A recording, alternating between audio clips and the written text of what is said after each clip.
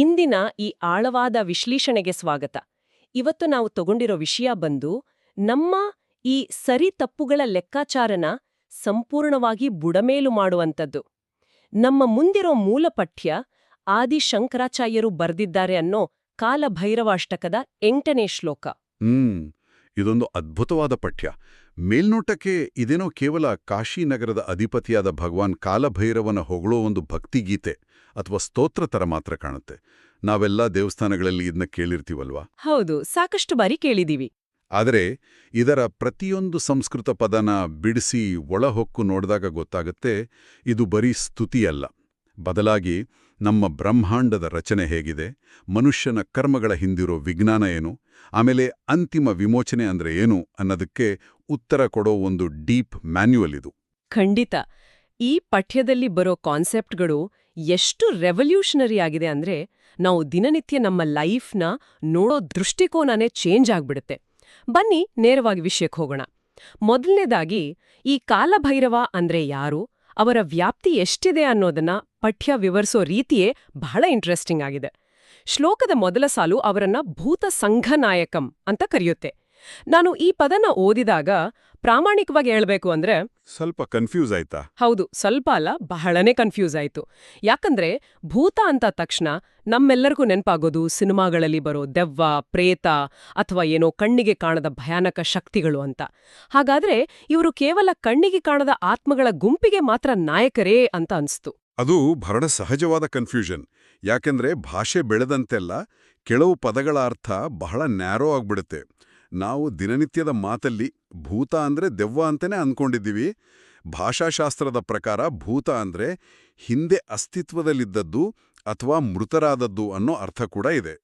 ಆದರೆ ದಾರ್ಶನಿಕವಾಗಿ ಅಂದ್ರೆ ವೇದಾಂತದ ಹಿನ್ನೆಲೆಯಲ್ಲಿ ನೋಡಿದಾಗ ಅದರ ಅರ್ಥನೇ ಬೇರೆ ಇರುತ್ತೆ ಅಲ್ವಾ? ಎಕ್ಸಾಕ್ಟ್ಲಿ. ಇಲ್ಲಿ ಭೂತ ಅಂದ್ರೆ ಪಂಚಭೂತಗಳು, ಅಂದ್ರೆ ಭೂಮಿ, ಜಲ, ಅಗ್ನಿ, ವಾಯು ಮತ್ತು ಆಕಾಶ. ಈ ಇಡೀ ಫಿಸಿಕಲ್ ಯೂನಿವರ್ಸ್ ಅಥವಾ ಭೌತಿಕ ಬ್ರಹ್ಮಾಂಡ ಸೃಷ್ಟಿಯಾಗಿರೋದೇ ಈ 5 ಮೂಲವಸ್ತುಗಳಿಂದ. ಅಂದ್ರೆ ನಾವು ಕೂತಿರೋ ಕುರ್ಚಿ, ಉಸಿರಾಡೋ ಗಾಳಿ, ಹೌದೌದು, ನಮ್ ದೇಹ ಕೂಡ, ಇವೆಲ್ಲವೂ ಪಂಚಭೂತಗಳೇ. ಆ ಪಂಚಭೂತಗಳ ಸಮೂಹ ಅಥವಾ ಆ ಸಂಘಕ್ಕೆ ಇವರು ನಾಯಕ. ಇದರ ಅರ್ಥ ಏನಂದ್ರೆ ಇವರು ಯಾವುದೋ ಒಂದು ಅದೃಶ್ಯ ಜಗತ್ತಿಗೆ ಮಾತ್ರ ಒಡೆಯರಲ್ಲ. ನಮ್ಮ ಕಣ್ಣೆದುರು ಕಾಣೋ, ನಾವು ಸ್ಪರ್ಶಿಸಬಲ್ಲ ಈ ಇಡೀ ಭೌತಿಕ ಜಗತ್ತಿನ ಕಚ್ಚಾ ವಸ್ತುಗಳ ಮೇಲೆ ಇವರಿಗೆ ಕಂಪ್ಲೀಟ್ ಕಂಟ್ರೋಲ್ ಇದೆ ಅಂತ. ಓಕೆ, ಇದನ್ನ ನಾನು ಒಂದು ಮಾಡರ್ನ್ ಎಕ್ಸಾಂಪಲ್ ಇಟ್ಕೊಂಡು ಯೋಚನಿಸ್ತಾ ಇದ್ದೆ. ನಾವು ಕೆಲಸ ಮಾಡೋ ಒಂದು ದೊಡ್ಡ ಕಾರ್ಪೊರೇಟ್ ಕಂಪನಿ ಊಹಿಸ್ಕೊಳ್ಳಿ. ಅಲ್ಲಿ ಒಬ್ಬ ನಾರ್ಮಲ್ ಮ್ಯಾನೇಜರ್ ಇರ್ತಾನೆ. ಅವನು ಬರೀ ತನ್ನ ಕೆಳಗಿರೋ 4-5 ಜನರ ಕೆಲ್ಸನ, ಅವರ ಲೀವ್ಸ್ನ ಮಾತ್ರ ನೋಡ್ಕೊಳ್ತಾನೆ. ಆದ್ರೆ ಅದೇ ಕಂಪನಿಯ ಸಿಇಒ ಬಗ್ಗೆ ಯೋಚಿಸಿ. ಕರೆಕ್ಟ್, ಅವರ ಲೆವೆಲ್ ಬೇರೆ. ಹೌದು, ಆ ಸಿಇಒ ಕೇವಲ ಎಂಪ್ಲಾಯೀಸ್ ಮೇಲೆ ಮಾತ್ರ ಅಲ್ಲ, ಆ ಇಡೀ ಬಿಲ್ಡಿಂಗ್ ಇನ್ಫ್ರಾಸ್ಟ್ರಕ್ಚರ್, ಅಲ್ಲಿನ ಪವರ್ ಸಪ್ಲೈ, ಕಣ್ಣಿಗೆ ಕಾಣದ ಡೇಟಾ ಸರ್ವರ್ಸ್, ಹೀಗೆ ಎಲ್ಲದರ ಮೇಲೂ ಕಂಟ್ರೋಲ್ ಇಟ್ಕೊಂಡಿರ್ತಾನೆ. ಕಾಲಭೈರವರು ಈ ಇಡೀ ಕಾಸ್ಮಿಕ್ ವ್ಯವಸ್ಥೆಯ ಸಿಇಒ ಇದ್ದ ಹಾಗೆ ಅನಿಸ್ವಲ್ವಾ? ಅಬ್ಸಲ್ಯೂಟ್ಲಿ. ಈ ಕಾರ್ಪೊರೇಟ್ ಸಿಇಒ ಉಪಮೆ ಬಹಳ ನಿಖರವಾಗಿದೆ. ಯಾಕಂದ್ರೆ ಮ್ಯಾನೇಜರ್ಗೆ ಕೇವಲ ಮೇಲ್ನೋಟದ ಸಮಸ್ಯೆಗಳು ಮಾತ್ರ ಕಾಣುತ್ತೆ. ಆದರೆ ಸಿಇಒಗೆ ಇಡೀ ಸಿಸ್ಟಮ್ ಹೇಗೆ ಕೆಲಸ ಮಾಡ್ತಿದೆ, ಅದರ ಫೌಂಡೇಶನ್ ಎಲ್ಲಿದೆ ಅಂತ ಗೊತ್ತಿರುತ್ತೆ. ಪಂಚಭೂತಗಳೇ ಆತನ ಅಧೀನದಲ್ಲಿರುವಾಗ ಈ ಸೃಷ್ಟಿಯಲ್ಲಿ ಆತನ ಪರ್ಮಿಷನ್ ಇಲ್ಲದೆ ಒಂದು ಸಣ್ಣ ಘಟನೆಯೂ ನಡೆಯೋಕೆ ಸಾಧ್ಯ ಇಲ್ಲ. ಸರಿ, ಇವರು ಈ ಇಡೀ ಕಾಸ್ಮಿಕ್ ಕಾರ್ಪೊರೇಷನ್ ಸಿಇಒ ಅಂತ ಒಪ್ಕೊಳ್ಳೋಣ. ಆದ್ರೆ ಒಬ್ಬ ಸಾಮಾನ್ಯ ಮನುಷ್ಯಳಾಗಿ ನನಗೊಂದು ಪ್ರಶ್ನೆ ಕಾಡ್ತಾ ಇದೆ. ಆ ಸಿಇಒಗೆ ಇಡೀ ಬ್ರಹ್ಮಾಂಡಲ ಜವಾಬ್ದಾರಿ ಇದ್ರೆ ನಾನು ದಿನನಿತ್ಯ ಮಾಡೋ ಸಣ್ಣ ಪುಟ್ಟ ಸರಿತಪ್ಪುಗಳ ಬಗ್ಗೆ ಅವ್ರ್ಯಾಕ್ ತಲೆ ಕೆಡಿಸ್ಕೋಬೇಕು? ನಾನು ಆಫೀಸಲ್ಲಿ ಯಾರಿಗೋ ಮೋಸ ಮಾಡಿದ್ದೇನೋ ಅಥವಾ ದಾನ ಮಾಡಿದ್ದೇನೋ, ಈ ನನ್ ಪರ್ಸನಲ್ ಲೆಕ್ಕಾಚಾರಗಳಿಗೂ ಆ ಕಾಸ್ಮಿಕ್ ಶಕ್ತಿಗೂ ಏನು ಸಂಬಂಧ? ಇಲ್ಲಿ ಈ ಪಠ್ಯ ಒಂದು ದೊಡ್ಡ ಟ್ವಿಸ್ಟ್ ತಗೊಳುತ್ತೆ. ಫಿಸಿಕಲ್ ಜಗತ್ತಿಂದ ನೇರವಾಗಿ ಮನುಷ್ಯನ ಇಂಟರ್ನಲ್ ಜಗತ್ತಿಗೆ ಬರುತ್ತೆ. ಅಂದ್ರೆ ನಮ್ಮ ಕರ್ಮಗಳ ಕಡೆಗೆ ಬರುತ್ತೆ. ಆ ಪದ ಬಂದು ಕಾಶಿ ವಾಸ ಲೋಕ ಪುಣ್ಯ ಪಾಪಶೋಧಕಂ. ಇಲ್ಲಿಂದಲೇ ಈ ಶ್ಲೋಕದ ನಿಜವಾದ ಡೆಪ್ತ್ ಶುರುವಾಗೋದು. ಹೌದು, ಈ ವಾಕ್ಯ ಓದಿದಾಗ ನನ್ ತಲೆಯಲ್ಲಿ ಒಂದು ದೊಡ್ಡ ಪ್ರಶ್ನೆ ಬಂತು. ಬಹುಶಃ ಕೇಳುಗರಿಗೂ ಇದೇ ಅನ್ಸಿರಬಹುದು. ಶೋಧಕ ಅಂದ್ರೆ ಶುದ್ಧೀಕರಿಸುವವನು ಅಥವಾ ಅಳಿಸಿ ಹಾಕುವವನು. ಪಾಪಶೋಧಕಂ ಅಂದ್ರೆ ಪಾಪಗಳನ್ನ ನಾಶ ಮಾಡೋನು. ಇದು ನಮಗೆಲ್ಲರಿಗೂ ಬಹಳ ಸುಲಭವಾಗಿ ಅರ್ಥ ಆಗುತ್ತೆ. ನಾವೆಲ್ಲರೂ ದೇವ್ರ ಹತ್ರ ಹೋಗೋದೇ ಅದಕ್ಕೆ ತಾನೇ? ಖಂಡಿತ. ನನ್ನ ಪಾಪಗಳನ್ನ ಕ್ಷಮಿಸು ಅಂತ ಕೇಳ್ಕೊಳ್ಳಕ್ಕೆ. ಆದ್ರೆ ಶ್ಲೋಕ ಕೇವಲ ಪಾಪಶೋಧಕಂ ಅಂತ ಹೇಳ್ತಾ ಇಲ್ಲ, ಬದಲಾಗಿ ಪುಣ್ಯ ಪಾಪಶೋಧಕಂ ಅಂತಿದೆ. ಅಂದ್ರೆ ಪಾಪಗಳ ಜೊತೆಗೆ ನಾವು ಕಷ್ಟಪಟ್ಟು ಸಂಪಾದಿಸಿದ ಪುಣ್ಯನೂ ಆತ ನಾಶ ಮಾಡ್ತಾನೆ ಅಂತ. ಇದು ಒಂಥರ ಆಘಾತಕಾರಿ ಅನ್ಸಲ್ವಾ? ನಮ್ಮ ಇಡೀ ಜೀವನದ ಉದ್ದೇಶವೇ ಸತ್ಕಾರ್ಯಗಳನ್ನ ಮಾಡಿ ಪುಣ್ಯ ಸಂಪಾದಿಸೋದು ತಾನೆ. ನಿಜ, ನಮಗೆ ಹೇಳಿಕೊಟ್ಟಿರೋದು ಅದನ್ನೇ. ಈಗ ಆ ಪುಣ್ಯನಾನೇ ನಾಶ ಮಾಡ್ತಾನೆ ಅಂದ್ರೆ ನಾನ್ ಏಕೆ ಒಳ್ಳೆಯವಳಾಗಿರ್ಬೇಕು? ಇದೊಂಥರ ನಾನು ನನ್ನಿಷ್ಟ ಬಂದ ಹಾಗೆ ಸ್ವಾರ್ಥಕ್ಕಾಗಿ ಬದುಕಬಹುದು ಅನ್ನೋದಕ್ಕೆ ಒಂದು ಎಕ್ಸ್ಕ್ಯೂಸ್ ಕೊಟ್ಟ ಹಾಗೆ ಆಗಲ್ವಾ? ನೀವು ಕೇಳಿದ ಈ ಪ್ರಶ್ನೆ ಇದೆಯಲ್ಲ, ಇದು ಭಾರತೀಯ ತತ್ವಶಾಸ್ತ್ರದಲ್ಲಿ ನೂರಾರು ವರ್ಷಗಳಿಂದ ಚರ್ಚೆ ಆಗ್ತಿರೋ ಅತ್ಯಂತ ಪ್ರಮುಖವಾದ ವಾದ. ಮೇಲ್ನೋಟಕ್ಕೆ ಪುಣ್ಯನ ನಾಶ ಮಾಡ್ತಾನೆ ಅಂದ್ರೆ ಅದು ಮೊರಾಲಿಟಿನ ವಿರೋಧಿಸಿದ ಹಾಗೆ ಅಥವಾ ನಿಹಿಲಿಸಂ ಅಂದ್ರೆ ಯಾವುದಕ್ಕೂ ಅರ್ಥ ಇಲ್ಲ ಅನ್ನೋ ಹಾಗೆ ಕಾಣುತ್ತೆ. ಆದರೆ ಇದನ್ನು ನಾವು ಸ್ವಲ್ಪ ಆಳವಾಗಿ ಅರ್ಥ ಮಾಡ್ಕೋಬೇಕು. ಇಲ್ಲಿ ಸಮಸ್ಯೆ ಇರೋದೇ ನಾವು ಪುಣ್ಯನ ಹೇಗೆ ನೋಡ್ತೀವಿ ಅನ್ನೋದ್ರಲ್ಲಿ. ಅಂದ್ರೆ ನಾವು ಪುಣ್ಯನ ಒಂದು ಬ್ಯಾಂಕ್ ಬ್ಯಾಲೆನ್ಸ್ ಥರ ನೋಡ್ತೀವಲ್ಲ, ಆ ದೃಷ್ಟಿಕೋನನ? ನಿಖರವಾಗಿ ನಾವು ಪಾಪ ಮತ್ತು ಪುಣ್ಯ ಎರಡೂ ಒಂದು ಅಕೌಂಟಿಂಗ್ ಸಿಸ್ಟಮ್ ಥರ ನೋಡ್ತೀವಿ. ನಾವು ಮಾಡೋ ಪ್ರತಿಯೊಂದು ಕೆಲಸದ ಹಿಂದೆನೂ ಒಂದು ಲೆಕ್ಕಾಚಾರ ಇರುತ್ತೆ. ನಾನೊಂದು ಅನಾಥಾಶ್ರಮಕ್ಕೆ ದಾನ ಮಾಡಿದ್ರೆ ನಾಳೆ ನನಗೆ ಅಥವಾ ನನ್ನ ಮಕ್ಕಳಿಗೆ ಒಳ್ಳೇದಾಗುತ್ತೆ ಅನ್ನೋ ಒಂದು ನಿರೀಕ್ಷೆ. ಅಂದ್ರೆ ಆ ಒಳ್ಳೆಯತನದ ಹಿಂದೆನೂ ಒಂದು ರೀತಿಯ ಟ್ರಾನ್ಸಾಕ್ಷನ್ ಇದೆ. ವೇದಾಂತದ ಪ್ರಕಾರ ನೋಡಿದ್ರೆ ಪಾಪ ಅಂದ್ರೆ ನಾವು ಮಾಡೋ ಕೆಟ್ಟ ಕೆಲಸದ ಫಲ, ಪುಣ್ಯ ಅಂದ್ರೆ ನಾವು ನಿರೀಕ್ಷೆ ಇಟ್ಟು ಮಾಡೋ ಒಳ್ಳೆ ಕೆಲಸದ ಫಲ. ಆದರೆ ಅಂತಿಮವಾಗಿ ಇವೆರಡೂ ಕರ್ಮಗಳೇ. ಓಹ್, ಕರ್ಮಗಳು ಅಂದ್ರೆ ಇವೆರಡೂ ನಮಗೆ ಅಂಟಿಕೊಳ್ಳುತ್ತೆ.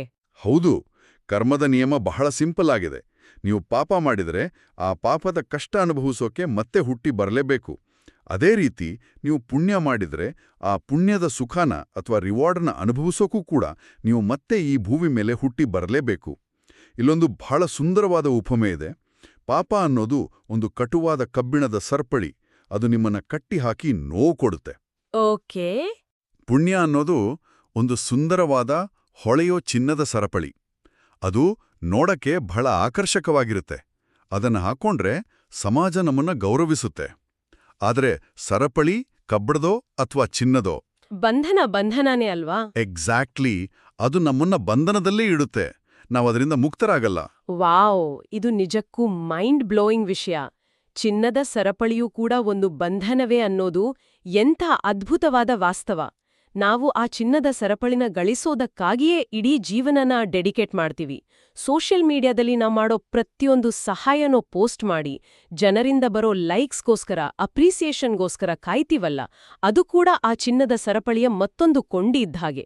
ನಮ್ಮ ಅಹಂಕಾರನ ನಾವೇ ಪೋಷಿಸ್ಕೋತಾ ಇದ್ದೀವಿ. ಅಕ್ಷರಶಃ ಹೌದು. ಮನುಷ್ಯನಿಗೆ ಆ ರಿವಾರ್ಡ್ ಮೇಲಿರೋ ವ್ಯಾಮೋಹ ಎಷ್ಟಿರುತ್ತೆ ಅಂದ್ರೆ ಆತ ತನ್ನ ಪುಣ್ಯದ ಬಗ್ಗೆ ಅಹಂಕಾರ ಪಡೋಕ್ ಶುರು ಮಾಡ್ತಾನೆ. ನಾನು ಇಷ್ಟು ಒಳ್ಳೆಯವ, ನಾನು ಇಷ್ಟು ಜನರಿಗೆ ಸಹಾಯ ಮಾಡಿದ್ದೀನಿ ಅನ್ನೋ ಅಹಂಕಾರ. ಈ ಅಹಂಕಾರನೇ ಮನುಷ್ಯನನ್ನ ಮುಕ್ತನಾಗೋಕೆ ಬಿಡಲ್ಲ. ನಿಜವಾದ ಮೋಕ್ಷ ಅಥವಾ ವಿಮೋಚನೆ ಅಂದ್ರೆ ಕೇವಲ ಕಷ್ಟಗಳಿಂದ ಪಾರಾಗೋದಲ್ಲ, ಜನನ ಮರಣಗಳ ಈ ಅನಂತ ಚಕ್ರದಿಂದಲೇ ಕಂಪ್ಲೀಟಾಗಿ ಹೊರಬರೋಡು. ನಾವು ಎಲ್ಲಿಯವರೆಗೆ ಈ ಪುಣ್ಯದ ಬೆನ್ನತ್ತಿ ಹೋಗ್ತೀವೋ, ಆ ಆಸೆ ಇರುತ್ತೋ ಅಲ್ಲಿವರೆಗೆ ನಾವು ವಾಪಸ್ ಬರ್ತಾನೇ ಇರಬೇಕು. ಓಕೆ, ಈಗ ನಂಗೆ ಕ್ಲಿಯರ್ ಆಗಿ ಅರ್ಥ ಆಗ್ತಾ ಇದೆ. ಕಾಲಭೈರವರು ಆ ಕಾಸ್ಮಿಕ್ ಸಿಇಒ ಆಗಿ ಕೇವಲ ನಮ್ಮ ತಪ್ಪುಗಳನ್ನ ತಿದ್ದೋದಲ್ಲ, ಬದಲಾಗಿ ನಮ್ಮ ಇಡೀ ಲೆಕ್ಕದ ಪುಸ್ತಕನ ಪೂರ್ತಿಯಾಗಿ ಹರಿದು ಹಾಕ್ತಾರೆ. ಅವರ ಅನುಗ್ರಹದಿಂದ ಪಾಪಗಳು ನಾಶ ಆಗುತ್ತೆ, ಜೊತೆಗೆ ಆ ಪುಣ್ಯದ ಚಿನ್ನದ ಸರಪಳಿಯೂ ಕಟ್ಟಾಗುತ್ತೆ. ಅಂದ್ರೆ ಕರ್ಮದ ಅಕೌಂಟ್ ಸಂಪೂರ್ಣವಾಗಿ ಝೀರೋ ಬ್ಯಾಲೆನ್ಸ್ ಆಗುತ್ತೆ. ಹೌದು, ಮತ್ತು ಯಾವಾಗ ಕರ್ಮದ ಖಾತೆ ಝೀರೋ ಆಗುತ್ತೋ ಆಗ ಮಾತ್ರ ಮನುಷ್ಯ ಕಂಪ್ಲೀಟ್ ಆಗಿ ಮುಕ್ತನಾಗ್ತಾನೆ. ಇದನ್ನೇ ಶ್ಲೋಕ ಆ ಶೋಧಕಂ ಅನ್ನೋ ಪದದ ಮೂಲಕ ವಿವರಿಸೋದು. ಆತ ನಮ್ಮನ್ನ ಲೆಕ್ಕಾಚಾರದ ಈ ವ್ಯಾಪಾರದಿಂದ ಆಚೆ ತರ್ತಾನೆ. ಆದ್ರೆ ಇಲ್ಲೇ ಮತ್ತೊಂದು ರೋಚಕವಾದ ಟ್ವಿಸ್ಟ್ ಇದೆ. ಒಂದು ಕಡೆ ಕಾಲಭೈರವರು ಈ ಪುಣ್ಯಪಾಪಗಳನ್ನ ನಾಶ ಮಾಡಿ ಪ್ರಾಪಂಚಿಕ ಬಂಧನದಿಂದ ಮುಕ್ತ ಮಾಡ್ತಾರೆ ಅಂತ ಪಠ್ಯ ಹೇಳುತ್ತೆ. ಆದ್ರೆ ಅದೇ ವಾಕ್ಯದಲ್ಲಿ ಇನ್ನೊಂದು ಕಡೆ ಅವರನ್ನ ವಿಶಾಲ ಕೀರ್ತಿದಾಯಕಂ ಅಂತಾನೂ ಕರೆಯಲಾಗಿದೆ. ಅಂದ್ರೆ ಜಗತ್ತಿನಲ್ಲಿ ಅಪಾರವಾದ ಕೀರ್ತಿ, ಯಶಸ್ಸು ಕೊಡ್ತಾರೆ ಅಂತ. ಇದು ಒಂಥರ ಪ್ಯಾರಡಾಕ್ಸ್ ಅಲ್ವಾ? ಒಂದು ಕಡೆ ಎಲ್ಲ ಬಿಟ್ಟು ಶೂನ್ಯನಾಗು ಅಂತಾರೆ, ಮತ್ತೊಂದು ಕಡೆ ನಿನ್ಗೆ ದೊಡ್ಡ ಹೆಸರು, ಕೀರ್ತಿ ಬರೋ ಹಾಗೆ ಮಾಡ್ತೀನಿ ಅಂತಾರೆ. ಒಬ್ಬ ಮುಕ್ತನಾದವನಿಗೆ ಕೀರ್ತಿ ಅಗತ್ಯ ಆದ್ರೂ ಏನಿದೆ? ಇದು ಮೇಲ್ನೋಟಕ್ಕೆ ಒಂದು ವಿರೋಧಾಭಾಸದ ತರ ಕಂಡ್ರೂ ರಿಯಾಲಿಟಿಯಲ್ಲಿ ಇದು ಒಂದು ಆದರ್ಶ ಜೀವನದ ಬ್ಯಾಲೆನ್ಸ್ನ ವಿವರಿಸುತ್ತೆ. ಬಹಳ ಜನ ಏನಂದ್ಕೊಳ್ತಾರೆ ಅಂದ್ರೆ, ನಾವು ಆಧ್ಯಾತ್ಮಿಕವಾಗಿ ಬೆಳಿಬೇಕು, ಮುಕ್ತರಾಗಬೇಕು ಅಂದ್ರೆ ಎಲ್ಲವನ್ನೂ ಬಿಟ್ಟು ಸನ್ಯಾಸಿಯಾಗಿ ಕಾಡಿಗೆ ಹೋಗ್ಬೇಕು ಅಂತ. ಹೌದು, ಅದೇ ಜನರಲ್ ಐಡಿಯಾ. ಆದರೆ ಕಾಲಭೈರವನ ತತ್ವ ಅದಲ್ಲ. ನೀವು ಇದೇ ಸಮಾಜದಲ್ಲಿ ನಿಮ್ಮ ದೈನಂದಿನ ಜವಾಬ್ದಾರಿಗಳನ್ನು ನಿಭಾಯಿಸ್ಕೊಂಡೇ ಇರ್ಬೋದು. ನೀವು ನಿಮ್ಮ ಪ್ರೊಫೆಷನ್ನಲ್ಲಿ ಅತ್ಯಂತ ದೊಡ್ಡ ಯಶಸ್ಸನ್ನ, ವಿಶಾಲವಾದ ಕೀರ್ತಿನ ಗಳಿಸ್ಬೋದು. ಆದ್ರೆ ಆ ಕೀರ್ತಿ ನಿಮ್ಮ ತಲೆಗೇರಲ್ಲ. ಓ, ಅಂದ್ರೆ ಕೀರ್ತಿ ಇರುತ್ತೆ, ಆದ್ರೆ ಆ ಕೀರ್ತಿ ಜೊತೆ ಬರೋ ಅಹಂಕಾರ ಇರಲ್ಲ ಅಂತನಾ? ಸರಿಯಾಗಿ ಹೇಳಿದ್ರಿ. ಹೊರಗಿನ ಜಗತ್ತಿಗೆ ನೀವು ಬಹಳ ಕೀರ್ತಿವಂತನಾಗಿ ಸಕ್ಸಸ್ಫುಲ್ ವ್ಯಕ್ತಿಯಾಗಿ ಕಾಣಬಹುದು.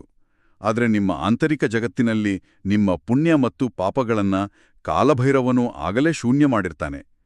ಹಾಗಾಗಿ ನೀವು ಮಾಡೋ ಯಾವುದೇ ಕೆಲಸದ ಫಲಕ್ಕೆ ನೀವು ಅಂಟಿಕೊಳ್ಳಲ್ಲ.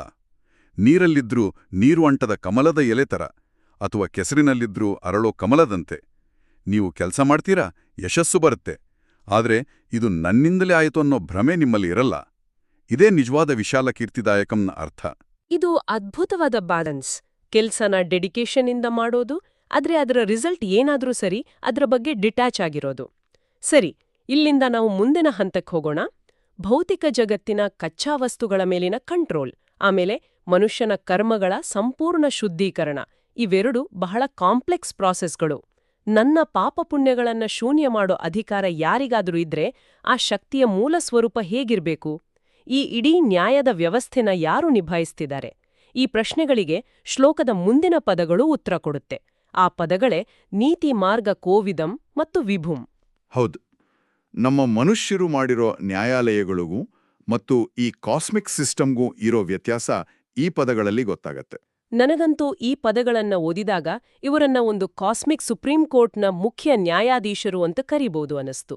ಆದ್ರೆ ನಮ್ಮ ಕೋರ್ಟ್ಗಳಲ್ಲಿ ಒಂದು ದೊಡ್ಡ ಸಮಸ್ಯೆ ಇದೆ. ಎಷ್ಟೇ ದೊಡ್ಡ ಜಡ್ಜಿದ್ರೂ ಅವರು ತಮ್ಮ ಮುಂದಿರೋ ಸಾಕ್ಷಿಗಳು, ವಕೀಲರ ವಾದದ ಮೇರೆ ಮಾತ್ರ ತೀರ್ಪು ಕೊಡ್ಬೇಕಾಗತ್ತೆ. ಹೌದು, ಕೆಲವೊಮ್ಮೆ ಸುಳ್ಳು ಸಾಕ್ಷಿ ಸೃಷ್ಟಿಸಿ ನ್ಯಾಯನ ಕೊಂಡುಕೋಬಹುದು. ಯಾರ ಕಣ್ಣಿಗೂ ಬೀಳದೆ ನಾವು ತಪ್ಪುಗಳನ್ನ ಮಾಡಬಹುದು. ಆದ್ರೆ ಈ ಕಾಸ್ಮಿಕ್ ಜಡ್ಜ್ ಸ್ಪೆಷಾಲಿಟಿ ಅಂದ್ರೆ ಅವರು ವಿಭುಂ ಆಗಿದ್ದಾರೆ, ಅಂದ್ರೆ ಸರ್ವವ್ಯಾಪಿ. ಹೌದು. ವಿಭುಂ ಅಂದ್ರೆ ಕೇವಲ ಒಂದು ಜಾಗದಲ್ಲಿ ಕೂತಿರೋನಲ್ಲ, ಎಲ್ಲೆಡೆಯೂ ಇರುವವನು. ಖಂಡಿತ. ಆ ಸರ್ವವ್ಯಾಪಿ ಕಣ್ಣುಗಳಿಂದ ಈ ಪ್ರಪಂಚದ ಯಾವ ಮೂಲೆಯ ಘಟನೆಯೂ ತಪ್ಪಿಸ್ಕೊಳ್ಳೋಕೆ ಸಾಧ್ಯನೇ ಇಲ್ಲ. ನಾವು ಮುಚ್ಚಿದ ಕೋಣೆಯಲ್ಲಿ ರಹಸ್ಯವಾಗಿ ಮಾಡೋ ಪಾಪ ಇರ್ಲಿ, ಅಥವಾ ಯಾರಿಗೂ ಗೊತ್ತಾಗದಂತೆ ಮಾಡೋ ಪುಣ್ಯದ ಕೆಲಸ ಇರ್ಲಿ, ಯಾವುದೂ ಈ ಸಿಸ್ಟಮಿಂದ ಎಸ್ಕೇಪ್ ಆಗಲ್ಲ. ಇಲ್ಲಿ ವಕೀಲರಿಲ್ಲ, ಸಾಕ್ಷಿಗಳ ಅಗತ್ಯ ಇಲ್ಲ, ಯಾಕಂದ್ರೆ ಜಡ್ಜ್ ತಾನೇ ಪ್ರತಿಯೊಂದಕ್ಕೂ ಸಾಕ್ಷಿಯಾಗಿದ್ದಾನೆ. ಇದು ಮಾಡರ್ನ್ ಡೇ ಮನುಷ್ಯನ ಆತಂಕಕ್ಕೂ ಉತ್ತರ ಕೊಡುತ್ತೆ. ನಾವೆಲ್ಲರೂ ನಾನೆಷ್ಟೇ ಪ್ರಾಮಾಣಿಕವಾಗಿ ಕೆಲಸ ಮಾಡಿದ್ರೂ ನನ್ನನ್ನ ಗುರುತಿಸೋರೇ ಇಲ್ಲ ಅಂತ ಕೊರಗ್ತೀವಲ್ಲ, ಇಲ್ಲಿ ಆ ಕೊರಗಿಗೆ ಜಾಗನೇ ಇಲ್ಲ. ಇದು ಬಹಳ ಸೂಕ್ತವಾದ ವಿಶ್ಲೇಷಣೆ. ನೀವು ಹೇಳಿದಾಗೆ ಅಲ್ಲಿ ಯಾರಿಗೂ ಮೋಸ ಮಾಡಕ್ಕಾಗಲ್ಲ. ಇದರ ಜೊತೆಗೆ ನೀತಿ ಮಾರ್ಗ ಕೋವಿದಂ ಅನ್ನೋ ಪದನ ಗಮನಿಸಬೇಕು. ಕೋವಿದ್ ಅಂದ್ರೆ ಅಸಾಧಾರಣ ಪಾಂಡಿತ್ಯ ಇರೋನು, ಪರಿಣಿತ ಅಥವಾ ಎಕ್ಸ್ಪರ್ಟ್ ಅಂತ. ಕಾಲಭೈರವರು ಬರೀ ಶಕ್ತಿಶಾಲಿ ಒಡೆಯ ಅಲ್ಲ, ಅಥವಾ ದಬ್ಬಾಳಿಕೆ ಮಾಡೋ ಡಿಕ್ಟೇಟರ್ ಅಲ್ಲ. ಬದಲಾಗಿ ಅವರು ಧರ್ಮ, ನೀತಿ ಮತ್ತು ಎಥಿಕ್ಸ್ನ ಹಾದಿಯಲ್ಲಿ ಅತ್ಯಂತ ಪರಿಣಿತರು. ಬ್ರಹ್ಮಾಂಡದ ನೈತಿಕ ಬ್ಯಾಲೆನ್ಸ್ನ ಹೇಗೆ ಕಾಯ್ದುಕೊಳ್ಬೇಕು, ಯಾವ ಕರ್ಮಕ್ಕೆ ಯಾವ ಪರಿಣಾಮ ಇರಬೇಕು ಅನ್ನೋದು ಅವರಿಗೆ ಸಂಪೂರ್ಣವಾಗಿ ಗೊತ್ತು. ಯಾರಿಗೂ ಯಾವ ಅನ್ಯಾಯವೂ ಆಗದ ಹಾಗೆ ನೋಡ್ಕೊಳ್ಳೋ ನಿಖರವಾದ ನ್ಯಾಯದಾನ ಅವ್ರದು. ಮತ್ತು ಇದೇ ಕಾರಣಕ್ಕೆ ಅವರು ನಮ್ಮ ಪಾಪಪುಣ್ಯಗಳ ಸರಪಳಿನ ತುಂಡರಿಸೋ ಅಧಿಕಾರನ ಹೊಂದಿದ್ದಾರೆ ಅಲ್ವಾ? ಕೇವಲ ಒಬ್ಬ ನೈತಿಕ ತಜ್ಞ ಮಾತ್ರ ಯಾವ ಸರಪಳಿನ ಎಲ್ಲಿ ಮತ್ತು ಯಾವಾಗ ಕಟ್ ಮಾಡ್ಬೇಕು ಅಂತ ತಿಳಿದಿರ್ತಾನೆ. ಅಷ್ಟೇ ಅಲ್ಲ, ಶ್ಲೋಕ ಆತನನ್ನ ಪುರಾತನಂ ಮತ್ತು ಜಗತ್ಪತಿಂ ಅಂತನೂ ಕರೀತೆ. ಪುರಾತನಂ ಅಂದ್ರೆ ಅತ್ಯಂತ ಪ್ರಾಚೀನವಾದದ್ದು. ಇದರ ಹಿಂದಿನ ಅರ್ಥ ಬಹಳ ಡೀಪ್ ಆಗಿದೆ. ಮನುಷ್ಯರಾದ ನಾವು ಕಾಲಕಾಲಕ್ಕೆ ನಮ್ಮ ಕಾನೂನುಗಳನ್ನ, ನೈತಿಕತೆಯ ನಿಯಮಗಳನ್ನ ಚೇಂಜ್ ಮಾಡ್ತಾನೆ ಇರ್ತೀವಿ. 100 ವರ್ಷಗಳ ಹಿಂದೆ ಯಾವುದು ಸರಿಯಿತ್ತು ಅದು ಇವತ್ತು ತಪ್ಪಾಗಿರ್ಬೋದು. ಹೌದು, ಟೈಮ್ ಜೊತೆ ಚೇಂಜ್ ಆಗತ್ತೆ. ಆದರೆ ಕಾಲಭೈರವನು ಪುರಾತನನು. ಅಂದ್ರೆ ಮನುಷ್ಯ ನಿಯಮಗಳನ್ನು ಬರೆಯೋದಕ್ಕಿಂತ ಅದೆಷ್ಟೋ ಮೊದಲು ಅಸ್ತಿತ್ವದಲ್ಲಿದ್ದ ಅತ್ಯಂತಿಕ ಸತ್ಯ ಆತ. ಆತನ ನೀತಿ ನಿಯಮಗಳು ಕಾಲಕ್ಕೆ ತಕ್ಕಂತೆ ಬದಲಾಗಲ್ಲ, ಅವು ಶಾಶ್ವತ. ಆಮೇಲೆ ಜಗತ್ಪತಿಂ ಅಂದ್ರೆ ಇಡೀ ಜಗತ್ತಿನ ಒಡೆಯ. ಈ ಎಲ್ಲಾ ಕ್ವಾಲಿಟಿ ಸೇರಿ ಆತನನ್ನ ಕೇವಲ ಒಂದು ದೈವಿಕ ಆಕಾರವಾಗಿ ಮಾತ್ರ ಅಲ್ಲ, ಇಡೀ ಅಸ್ತಿತ್ವದ ಮೂಲ ತತ್ವವಾಗಿ, ಫಂಡಮೆಂಟಲ್ ಪ್ರಿನ್ಸಿಪಲ್ ಆಗಿ ನಮ್ಮ ಮುಂದಿಡುತ್ತೆ. ಇದು ನಿಜಕ್ಕೂ ಗೂಸ್ ಬಂಪ್ಸ್ ತರಿಸೋ ವಿಚಾರ. ಈ ಎಲ್ಲಾ ಆಯಾಮಗಳನ್ನ ಬಿಡಿಸಿ ನೋಡಿದಾಗ ಮಾತ್ರ ಶ್ಲೋಕದ ಕೊನೆಯ ಸಾಲು ಕಾಶಿಕ ಪುರಾಧಿನಾಥ ಕಾಲಭೈರವಂ ಭಜೆ ಅಂದ್ರೆ ಕಾಶಿ ಪಟ್ಟಣದ ಅಧಿಪತಿಯಾದ ಆ ಕಾಲಭೈರವನನ್ನು ನಾನು ಆರಾಧಿಸ್ತೇನೆ ಅನ್ನೋ ಮಾತಿನ ತೂಕ ನಮ್ಗೆ ಅರ್ಥ ಆಗತ್ತೆ. ಆರಾಧಿಸೋದು ಅಂದ್ರೆ ಬರೀ ಕೈಮುಗಿಯೋದಲ್ಲ, ಬದಲಾಗಿ ಇಂತಹ ಒಂದು ಬೃಹತ್ ನಿಷ್ಪಕ್ಷಪಾತವಾದ ನ್ಯಾಯ ವ್ಯವಸ್ಥೆಗೆ ತಲೆಬಾಗೋದು. ಆತ ಕೇವಲ ಕಾಶಿಯನ್ನೋ ಭೌಗೋಳಿಕ ನಗರದ ಅಧಿಪತಿ ಅಲ್ಲ, ನಮ್ಮ ಅಂತರಂಗದ ಕಾಶಿಯ, ನಮ್ಮ ಪ್ರಜ್ಞೆಯ ಒಡೆಯ. ಖಂಡಿತವಾಗಿಯೂ. ಈ ವಿಶ್ಲೇಷಣೆಯನ್ನು ಕನ್ಕ್ಲೂಡ್ ಮಾಡೋ ಮುನ್ನ ನಾವು ಗಮನಿಸಬೇಕಾದ ಇನ್ನೊಂದು ಪ್ರಮುಖ ವಿಚಾರ ಇದೆ. ಮೂಲ ಪಠ್ಯದಲ್ಲಿ ಈ 8ನೇ ಶ್ಲೋಕ ಮುಕ್ತಾಯವಾದ ತಕ್ಷಣ ನೇರವಾಗಿ ಫಲಶ್ರುತಿ ಶುರುವಾಗುತ್ತೆ. ಫಲಶ್ರುತಿ ಅಂದ್ರೆ ಈ ಶ್ಲೋಕಗಳನ್ನ ಪಠಿಸೋದ್ರಿಂದ ನಮಗೆ ಸಿಗೋ ಬೆನಿಫಿಟ್ಸ್ನ ವಿವರಿಸೋ ಭಾಗ ಅಲ್ವಾ? ಹೌದು.